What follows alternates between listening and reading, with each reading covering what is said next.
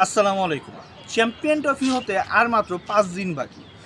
এই ৫ দিন পরে শুরু হয়ে যাবে চ্যাম্পিয়ন ট্রফির লড়াই, যেখানে আটটি দল খেলবে।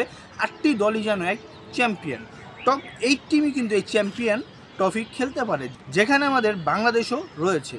এই ৮ দলের ভিতরে টপ 4 মানে সেমিফাইনালে জায়গা করে নিবে কোন ৪টি দল, এই নিয়ে আজকের এই ভিডিওটি। তো শুরুতেই যদি বলি, আমাদের বাংলাদেশ পড়েছে গ্রুপ বিতে, যেখানে রয়েছে ভারত, পাকিস্তান, বাংলাদেশ ও নিউজিল্যান্ড। তো চলুন ভারত, বাংলাদেশ, পাকিস্তান ও নিউজিল্যান্ডের ভিতরে কোন দুটি দল যেতে পারে এটি নিয়ে আমরা আলাপ আলোচনা করি। দেখুন, এই গ্রুপের সবচেয়ে বড় দাবিদার হচ্ছে ভারত। অবশ্যই শক্তিমত্তার দিক থেকে ভারত এগিয়ে। ব্যাটিং, বোলিং, ফিল্ডিং ৩ বিভাগেই যেন ভারত শক্তিশালী। ভারত প্রায় ৮০% এই গ্রুপ থেকে কনফার্ম যে তারা সেমিফাইনাল খেলবে। ইংল্যান্ডের সাথে যেভাবে ভারত খেলেছে, অবশ্যই চ্যাম্পিয়ন ট্রফির চ্যাম্পিয়নের সবচেয়ে বড় দাবিদার কিন্তু এই ভারত দল। তো আমি এই গ্রুপ থেকে প্রথম দল হিসাবে ভারতকেই বেছে নিলাম। তারপর যদি বলি পাকিস্তান, বাংলাদেশ ও নিউজিল্যান্ডের কথা।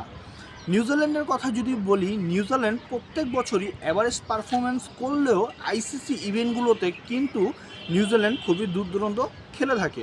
নিউজিল্যান্ড দেখবেন প্রত্যেকটা আইসিসি ইভেন্টে সেমিফাইনাল, ফাইনাল পর্যন্ত পৌঁছিয়ে যায়। তো আপনার এশিয়া বলেন, ইউরোপ বলেন, অস্ট্রেলিয়া বলেন, যেখানে টুর্নামেন্ট হোক না কেন, নিউজিল্যান্ড কিন্তু খুবই ভালো খেলে থাকেন। তবে এখানে কথা আছে, পাকিস্তানও কিন্তু ছাড়ার পাত্র নয়।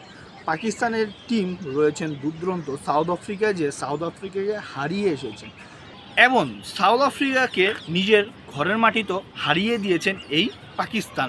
তো পাকিস্তানের সম্ভাবনা খুব ভালো। তারপর যদি আসি শেষে আমাদের বাংলাদেশ দল এদের মতো শক্তিশালী না হলেও আমরা ৩ বিভাগে ফাইট করতে পারবো, এটাই যেন জানিয়ে দিয়েছেন নাজমুল হোসেন। তো বাংলাদেশ দলের অধিনায়ক নাজমুল হোসেন শান্ত জানিয়ে দিয়েছেন তারা চ্যাম্পিয়ন হওয়ার জন্যই মাঠে নামবেন।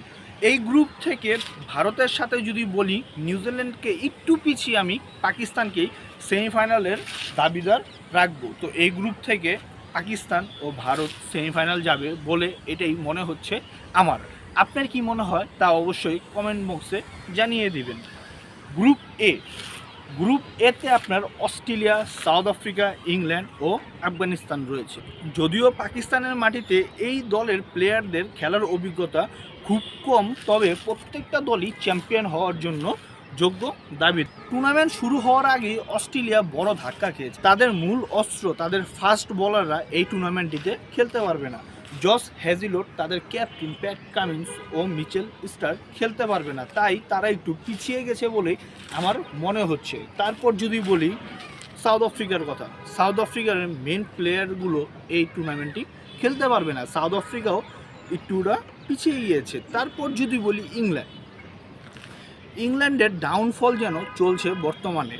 হ্যারি ব্রুক, জো রুটদের নিয়ে যে ইংল্যান্ডের ব্যাটিং লাইন আপটা, শেষে ফিনিশিং দেওয়ার মতো ওভারটন বলেন, আপনার জস বাটলার বলেন, এমন একটা দলকে হারানো খুবই কষ্টকর। কিন্তু ইংল্যান্ডের ডাউনফল চলছে, তাই ইংল্যান্ড নিয়ে কিন্তু আপনি বাজি ধরতে পারবেন না। শেষে যদি বলি আফগানিস্তান, তাদের ট্রাম্প কার্ড আল্লামা গজনফর এই টুর্নামেন্টটিতে খেলতে পারবে না, যিনি বাংলাদেশের সাথে খুবই ভালো খেলেছিলেন।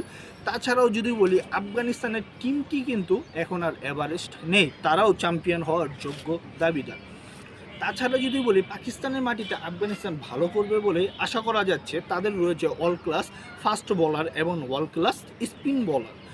তো এশিয়ার মাটিতে আপনার স্পিন খুব সহায়ক উইকেট হবে, এটাই আশা করা যায়। তবে এশিয়ার মাটিতেও স্পিন খুব একটা সহায়ক পাবে বলেই মনে হচ্ছে। তো এই টিমটিতে আমি অবাক করে অবশ্যই অস্ট্রেলিয়াকে সেমিফাইনালের জন্য যোগ্যতা বিধান রাখবো। যদিও অস্ট্রেলিয়ার ফাস্ট বোলাররা নেই, তবে অস্ট্রেলিয়া আইসিসি ইভেন্টগুলোতে কেমন খেলে সেটা আপনারা সবাই জানেন।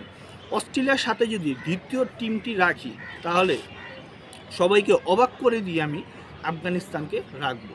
হ্যাঁ, সবার প্রেডিকশনের সাথে আমার এই প্রেডিকশনটা মিল নাও হতে পারে। আপনারা ভুলে যান, আফগানিস্তান কিন্তু 2024-এ টি-20-তে সেমিফাইনাল খেলেছে, তাই আমি সবাইকে অবাক করে দিয়ে আফগানিস্তানকে রাখবো আমার এই সেমিফাইনাল লিস্টে।